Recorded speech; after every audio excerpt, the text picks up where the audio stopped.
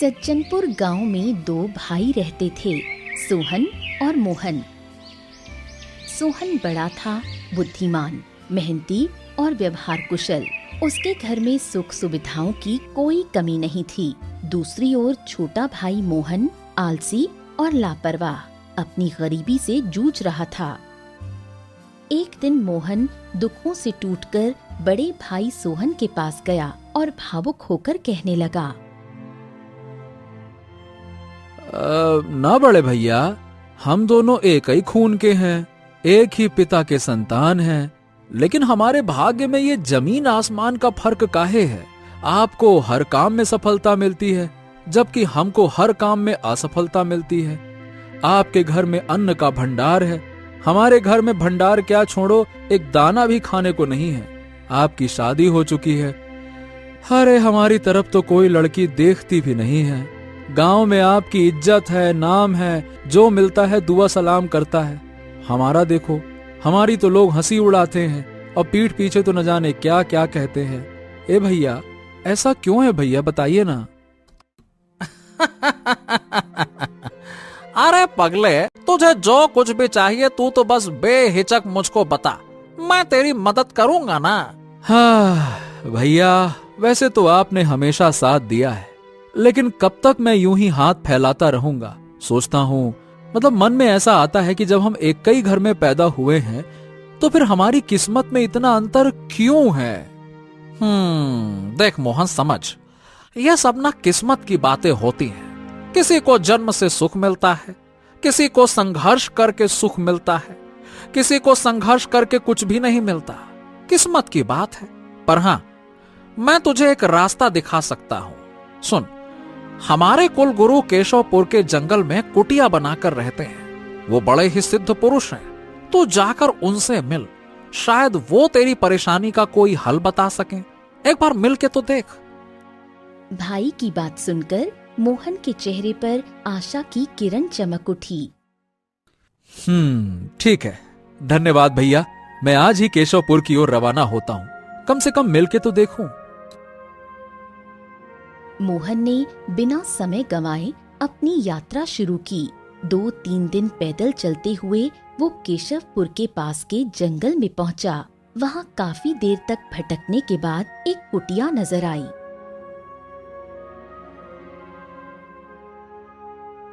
हाँ, यही तो है। हाँ, ये जरूर हमारे कुल गुरु की कुटिया होगी।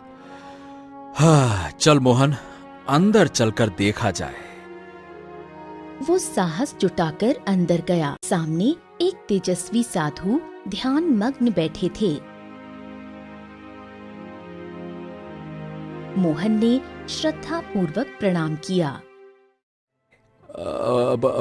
प्रणाम गुरुदेव। मैं सज्जनपुर से आया हूँ।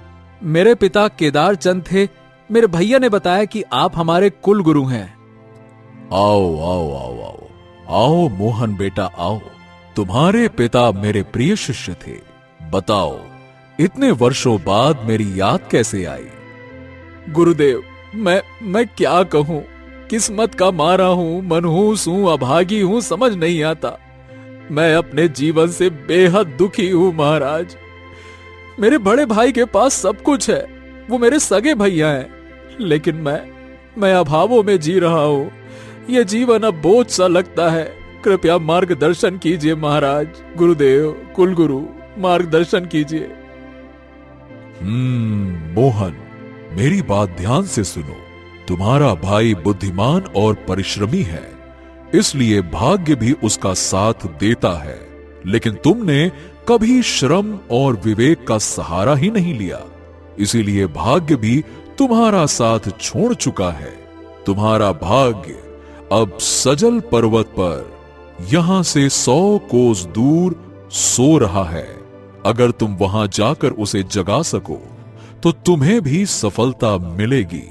पर याद रखना, रास्ता कठिन है लेकिन फल अमूल्य है। मोहन का चेहरा आशा से भर गया। हाँ, गुरुदेव, ठीक है, मैं इसी क्षण सजल पर्वत की यात्रा पर निकल पड़ूंगा। चाहे कुछ भी हो जाए, मैं अपना भाग्य जगा कर रहूंगा। तो जाओ पुत्र, मेरा आशीर्वाद तुम्हारे साथ है, पर हां, याद रखना, सफलता केवल बुद्धि और परिश्रम से मिलती है। अगर तुम में ये दोनों गुण आए तो तुम्हारा भाग्य जाग उठेगा। तथास्तु। इसके बाद मोहन बिना समय गंवाए सजल पर्वत की ओर निकल पड़ा ताकि जल्द से जल्द अपने सोए हुए भाग्य को जगा सके।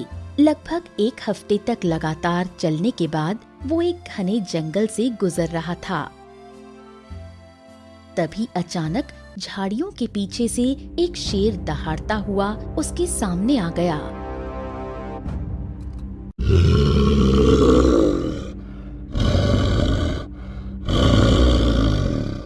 ठहरो अजनबी, कौन हो तुम और इस जंगल से कहां जा रहे हो?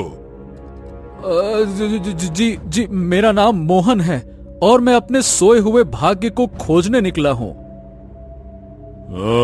भाग्य को खोजने? भला ये कैसी बला है? देखिए वनराज, ये एक ऐसी अद्भुत शक्ति है जो मनुष्य के सभी दुखों को चुटकी में हर लेती है। जैसे इसने मेरे भाई के जीवन को खुशियों से भर दिया, वैसे ही मैं भी अपने सोए हुए भाग्य को जगाने निकला हूँ। हाँ, ये बात है। अरे रे रे रे। अच्छा, मेरी बात ध्यान से सुन। मैं तुझसे एक विनती करता हूँ।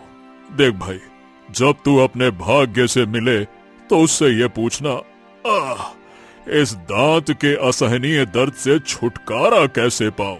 जंगल की कोई भी जड़ी बूटी अब तक मेरे किसी काम नहीं आई।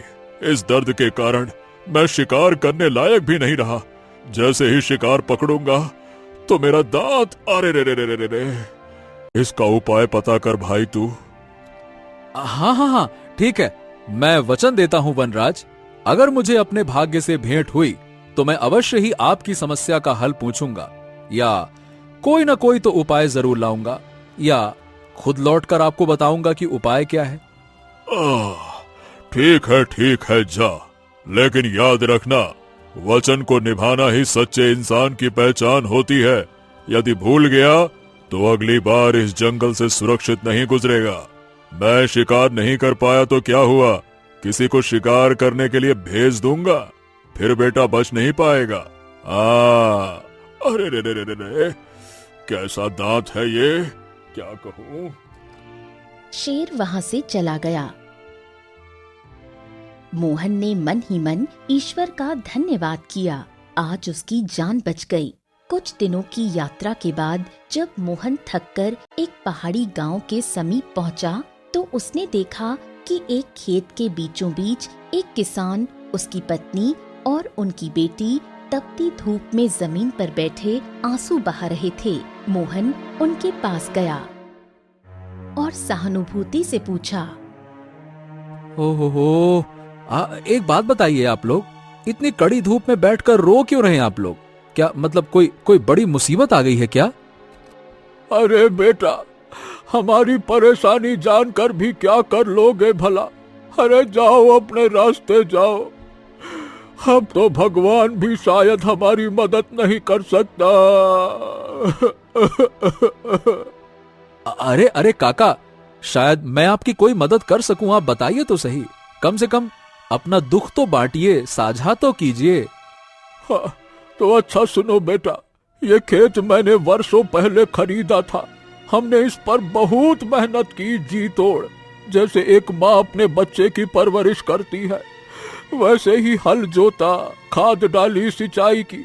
कई बार पौधे भी खूब लहलहाते हैं, पर जैसे ही फसल कटाई का समय आता है वो अचानक से मुरझा जाते हैं, जड़ से सूख जाते हैं। न जाने किस अशुभ कारण से ये होता है। हर बार हमारी उम्मीदें टूट जाती हैं। अब तो लगता है कि इसी खेत की मिट्टी में हमारा भाग्य भी दफन हो गया है। बस काका, शांत हो जाइए। काका, किस्मत हर किसी की होती है। मैं भी अपनी ही किस्मत की तलाश में निकला हूँ। मेरा भाग्य सजल पर्वत पर कहीं सोया पड़ा है।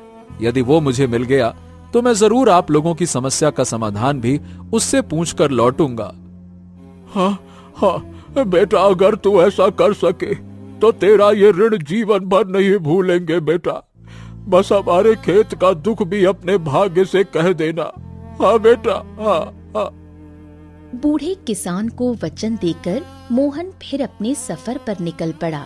उसने मन ही मन ठान लिया था कि अब चाहे कितनी भी बाधाएं आए, वो अपने भाग्य को जगाकर ही लौटेगा। कई दिनों तक लंबा सफर तय करने के बाद मोहन एक बड़े नगर के द्वार पर पहुंचा। जैसे ही वो नगर में प्रवेश कर ही रहा था, वहाँ के सैनिकों की नजर उस पर पड़ गई। उनमें से एक क्रोधित होकर बोला, ए भाई, कौन है ये? कौन है जो बिना अनुमति के नगर में प्रवेश कर रहा है? इसे तुरंत पकड़ो और महाराज के सामने पेश करो। चलो। मोहन को जबरन पकड़ लिया गया और सैनिक उसे राजमहल की ओर ले चल दिए। रास्ते भर मोहन घबराया हुआ सोचता रहा, ओहो, हे भगवान, अब मैं ये किस मुसीबत में फंस गया। ये संकट भी मेरे सोए हुए भाग्य की ही देन है। पता नहीं अब राजा मुझे क्या सजा देगा। लेकिन जब मोहन को राज दरबार में लाया गया तो वहाँ का राजा शांत और गंभीर चेहरा लिए अपने सिंहासन पर विराजमान था। उसने मोहन को देखकर कहा, घबराओ नहीं परदेसी, तुम हमारे यहाँ अतिथि हो, पर ये जरूर जानना चाहेंगे हम कि तुम हो कौन, कहाँ से आए हो और किधर जा रहे हो। हाँ महाराज, आप धन्य हैं जो आपने मुझे सजा नहीं दी। आपका यश चिरंजीवी हो। महाराज, मेरा नाम मोहन है। मैं सज्जनपुर गांव का रहने वाला हूँ और अपने सोए हुए भाग्य की खोज में निकला हूँ। इसके बाद मोहन ने राजा को अपनी पूरी यात्रा की कहानी सुनाई। शेर से भेंट, किसान परिवार की पीड़ा और अब उसका सचल पर्वत की ओर सफर। राजा मोहन की बात ध्यान से सुनता रहा। जब मोहन चुप हुआ तो राजा कुछ देर सोच में डूबा रहा, फिर मुस्कुरा कर बोला, हाँ तो मोहन, आज से तुम हमारे लिए परदेसी नहीं बल्कि हमारे मित्र हो, और एक मित्र से मैं कुछ कहना चाहता हूँ। हाँ, तो कहिए ना महाराज, मैं आपके लिए क्या कर सकता हूँ। मैं इस विशाल और समृद्ध राज्य का राजा हूँ। मेरे पास सोने का महल, अनगिनत संपत्ति, सेवक, सम्मान सब कुछ है, लेकिन फिर भी मेरे मन को कभी सच्चा सुख नहीं मिलता। मुझे हमेशा किसी अनजानी चिंता और भय का अनुभव होता है। मेरा मन अशांत रहता है। इसीलिए अब तुम अपने भाग्य से जब मिलो तो उससे पूछना कि आखिरकार ऐसा क्यों है। इस अदृश्य पीड़ा से मुक्ति का उपाय क्या है। मैं तुम्हारे उत्तर का बेसब्री से इंतजार करूंगा और बदले में तुम्हें मनचाहा इनाम दूंगा। महाराज, आपने मुझे जो स्नेह और सम्मान दिया उसके लिए मैं सदा आभारी रहूंगा। मैं अवश्य ही आपके प्रश्न का उत्तर लेकर लौटूंगा। ये मेरा वचन है आपसे। अगली सुबह जब मोहन तैयार होकर चलने लगा तो राजा ने उसे कुछ स्वर्ण मुद्राएं भेंट की और कहा, हाँ, ये लो, इन मुद्राओं से तुम्हारे आगे का सफर आसान होगा। और हाँ, मैं तुम्हारी वापसी की प्रतीक्षा करूंगा। जाओ मित्र, जाओ। आपने मित्र कहा, इससे बड़ा सम्मान और कुछ नहीं हो सकता। धन्यवाद। मैं जल्द ही लौटकर आपके प्रश्न का उत्तर दूंगा महाराज। धन्यवाद। इतना कहकर मोहन अपने आगे के सफर पर चल पड़ा। वो चलता ही रहा। कुछ दिनों की कठिन यात्रा के बाद वो सजल पर्वत पर पहुंच गया। पर्वत पर चढ़ने के बाद उसकी नजर एक बरगद के पेड़ के नीचे सोए हुए किसी व्यक्ति पर पड़ी। मोहन सोचने लगा, अरे, ये बरगद के पेड़ के नीचे ये फक्कड़ सा आदमी कौन है? ओह, कहीं यही तो मेरा भाग्य नहीं है। गुरुदेव ने तो यही कहा था कि मेरा भाग्य बरगद के पेड़ के नीचे सो रहा है। हाँ, जरूर ये वही होगा। हाँ। ये सोचकर मोहन उस व्यक्ति के पास गया। और उसे जगाने की कोशिश करने लगा। ए भाई, अरे उठो तो, आंखें खोलो। ए भाई, ए भैया उठो। ए भाई उठो उठो। ए भैया। काफी देर तक चिल्लाने और झकझोरने के बाद आखिरकार वो आदमी जागा और गुस्से से बोला, कौन तुम, और मुझे इस तरह से परेशान क्यों कर रहे हो? क्यों चिल्ला रहे हो? क्या हो गया? देखो भाई, मेरा नाम मोहन है और जहाँ तक मेरा अनुमान है तुम ही मेरे भाग्य हो। अच्छा, तो तुम ही मोहन हो? हाँ, मैं ही हूँ और तुम्हारी वजह से मैं आज तक दर दर की ठोकरें खाता रहा और तुम यहाँ आराम से पेड़ के नीचे सो रहे हो और मैं जीवन भर दुख भोगता रहा, जबकि मेरे बड़े भाई का भाग्य तो उसकी सेवा में लगा रहता है। तुम कैसे भाग्य हो मेरे भाई जो पेड़ के नीचे सो रहे हो? हैं? हे मालिक, हम तो सिर्फ उन लोगों की सहायता करते हैं जो बुद्धिमान और मेहनती होते हैं। तुम जैसे मूर्ख और कामचोर और आलसी लोगों से तो हम दूर ही रहते हैं। इससे अच्छा है कि पेड़ के नीचे आराम कर ले। मोहन ये सुनकर चौंक गया और बोला, अरे क्या बात कर रहे हो? पर तुम ऐसा क्यों कह रहे हो? अरे क्योंकि मालिक, तुम में कभी वो इच्छा शक्ति ही नहीं थी। मेरी मानो तो अब मेरी तरह किसी पेड़ के नीचे लेट जाओ और आराम करो, क्योंकि तुम अपने भाई की तरह ना तो मेहनती बनोगे और ना ही अक्लमंद। अरे अरे अरे, नहीं भाई, नहीं, ऐसी बातें मत कहो। क्या बात करते हो भाई? अगर तुम मेरा साथ नहीं दोगे तो फिर तो मैं पूरी तरह से बर्बाद हो जाऊंगा। शायद मुझे आत्महत्या करनी पड़े। ओह अच्छा, अगर ऐसी बात है तो ठीक है, आओ बैठो मेरे पास। मुझे बताओ कि तुम यहाँ तक पहुँचे कैसे? रास्ते में किससे किससे मिले, क्या क्या देखा और तुम मुझसे क्या चाहते हो, सब बताओ। मोहन बैठ गया और उसने गुरुदेव की बात, शेर की मुलाकात, किसान परिवार का दुख और राजा की चिंता सब कुछ विस्तार से बता दिया। भाग्य बड़े ध्यान से उसकी बात सुनता रहा। जब मोहन बोल चुका तो वो बोला, ठीक है। तुम्हारी सारी बातें सुनने के बाद मैं इस निष्कर्ष पर पहुंचा हूं कि तुम में बुराइयां ज्यादा हैं और अच्छाइयां बहुत कम है। लेकिन चूंकि तुम मेरी खोज में यहाँ तक आए हो तो मैं तुम्हारी मदद जरूर करूंगा। अब मेरी बात ध्यान से सुनो, समझ गए? इसके बाद भाग्य ने मोहन को बताया कि शेर, किसान और राजा को क्या उत्तर देना है। अंत में वो बोला, अब तुम घर जाओ और जैसा मैंने कहा वैसा ही करना। जल्द ही मैं तुम्हारा साथ दूंगा। लेकिन हाँ, तुम्हारे जैसे बेवकूफ और आलसी व्यक्ति को मेरा साथ बहुत मुश्किल से मिलता है। और हाँ, सावधान रहना, अपनी मूर्खता से ये मौका खो मत देना, वरना जीवन भर पछताना पड़ेगा। अगली बार मैं मदद नहीं करूंगा। चलो, मैं तो चला लेटने गहरी नींद में। इतना कहकर मोहन का भाग्य एक बार फिर पेड़ के नीचे लेट गया और गहरी नींद में चला गया। मोहन थोड़ा परेशान हुआ और मन में सोचने लगा, अरे ये क्या गजबई भाग्य है, थोड़ा सा जागा फिर सो गया। अरे मैंने इससे अपने भविष्य के बारे में तो पूछा ही नहीं। वो फिर उसे हिलाने लगा। ए भाई, ए उठो। अरे उठो भाई, अभी तो तुमसे और भी बहुत कुछ पूछना है। अरे उठो मेरे प्यारे भाग्य, उठ जाओ। लेकिन इस बार लाख कोशिशों के बावजूद भी मोहन अपने भाग्य को फिर से जगाने में सफल नहीं हो पाया। बहुत देर तक वो वहीं खड़ा रहा, अपनी किस्मत को यूं सोते हुए देखता रहा। आखिरकार उसने निराश मन से वापसी का फैसला कर लिया। चलते चलते वो सबसे पहले राजा के पास पहुंचा। प्रणाम महाराज। हाँ, आओ मेरे मित्र मोहन, तो तुम लौट ही आए।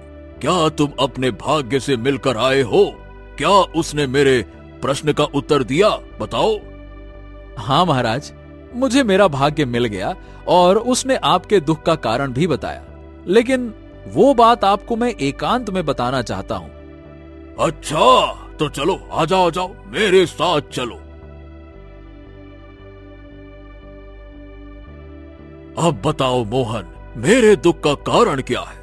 तुम्हारे भाग्य ने क्या बताया? महाराज, बात यह है कि आपकी प्रजा आपको पुरुष समझती है और आप स्वयं को राजा कह के पुकारते हैं, लेकिन सच्चाई यह है कि आप अंदर से एक स्त्री हैं। यही रहस्य और इसका बोझ आपके मन की अशांति का कारण है। जब तक ये छिपा रहेगा, आपका मन अशांत रहेगा। राजा, जो सच में एक स्त्री थी, थोड़ी देर चुप रहा, फिर बोला, हाँ, तो आखिरकार तुम्हारे भाग्य ने तुम्हें मेरी सच्चाई बता ही दी। हाँ मोहन, मैं एक स्त्री हूँ। ये कहते ही उसने अपना ताज उतार दिया। उसके लंबे बाल कंधों पर बिखर गए और वो एक सुंदर राजकुमारी के रूप में सामने आ गई। अरे वाह! आप तो अप्सरा के समान सुंदर हैं, लेकिन एक बात मुझे समझ नहीं आई, आप एक स्त्री होकर भी पुरुष के वेश में राजकाज क्यों कर रही हैं? मैं अपने माता पिता की इकलौती संतान थी। मेरी माँ मुझे जन्म देते ही चल बसी और पिता युद्ध में शहीद हो गए। हमारे वफादार मंत्री ने मुझे दुश्मनों से बचाने के लिए छिपा कर पाला।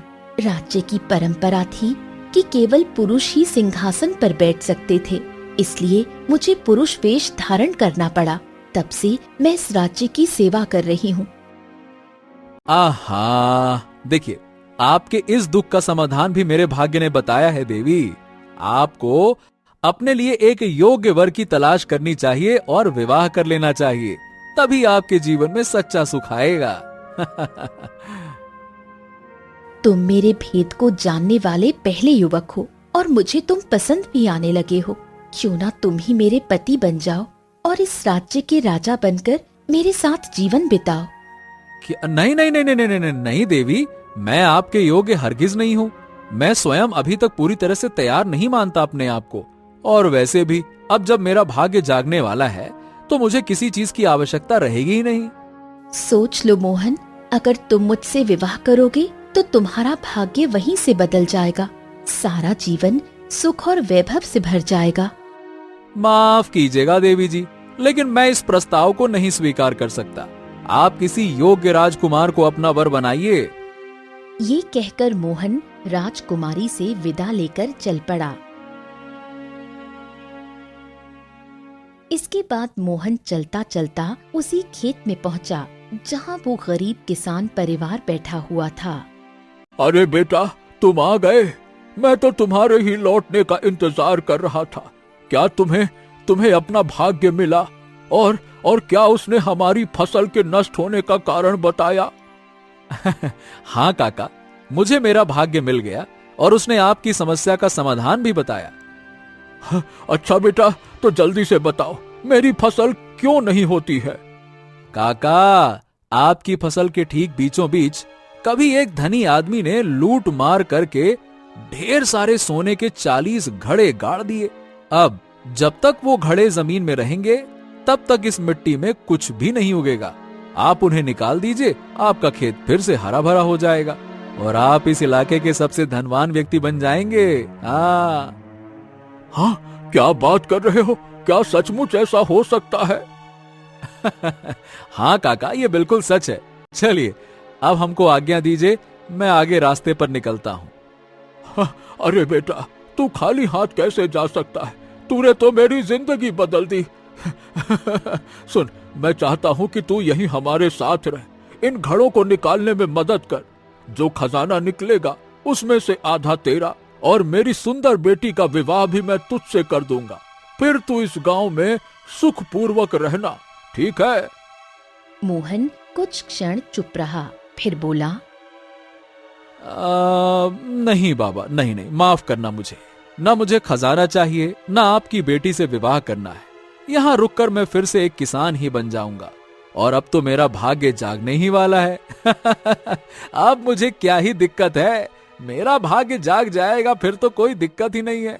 मुझे अब किसी चीज की जरूरत नहीं है काका, चलो। भाग्य जगा मेरा, कोई दिक्कत नहीं है। इतना कहकर मोहन वहां से चला गया। मोहन के इनकार पर किसान ने अपनी पत्नी से कहा, भाग्यवान, ये तो सचमुच का महामूर्ख निकला, वरना कोई आदमी इतना खजाना और सुंदर पत्नी का प्रस्ताव यूं ही ठुकरा देगा क्या? उधर मोहन थककर चूर हो चुका था, पैरों में छाले पड़ चुके थे।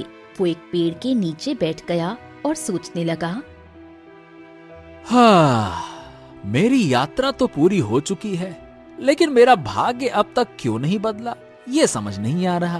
कैसा भाग्य है, बदलने का नाम नहीं ले रहा। क्या करूं मैं? तभी पास ही से एक तेज दहाड़ सुनाई दी। शेर वहां आ पहुंचा।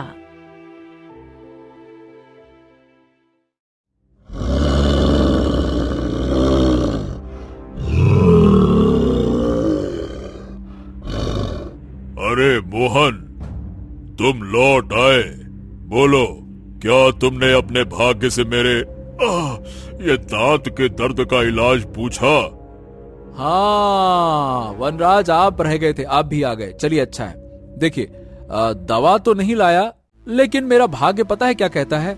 वो कहता है कि यदि तुम दुनिया के सबसे मूर्ख आदमी का भेजा खा लो तो तुरंत तुम्हारा दांत ठीक हो जाएगा। अरे वाह!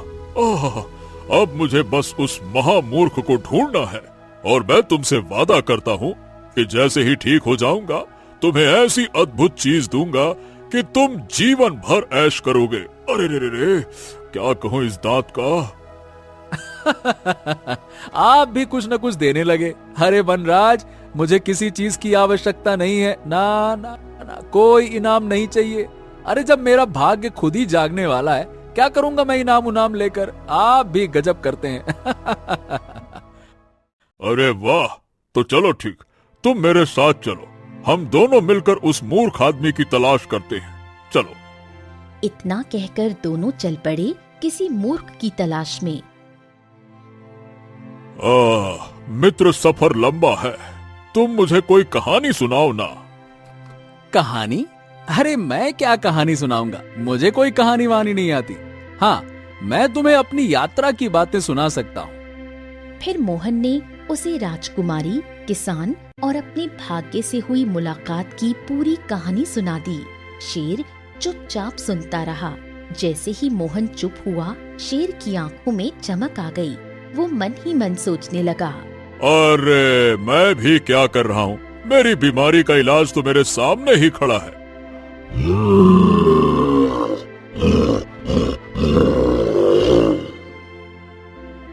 अरे अरे अरे, क्या क्या हो गया वनराज? आप अचानक से मुझ पर क्यों बरस पड़े? अरे मूर्ख, तेरे भाग्य ने तुझे पहले ही रास्ते में 100 मौके दिए। राजा बनने का अवसर मिला, तूने मना कर दिया। सुंदर पत्नी का प्रस्ताव मना कर दिया, वो भी छोड़ दिया। अबे तो नालायक, तुझसे बड़ा मूर्ख कौन होगा रे इस दुनिया में, हैं? और अब मुझे किसी और को नहीं ढूंढना, दुनिया का सबसे बड़ा मूर्ख व्यक्ति तो मेरे सामने खड़ा है, और अब मुझे ठीक होने के लिए तेरे भेजे की जरूरत है।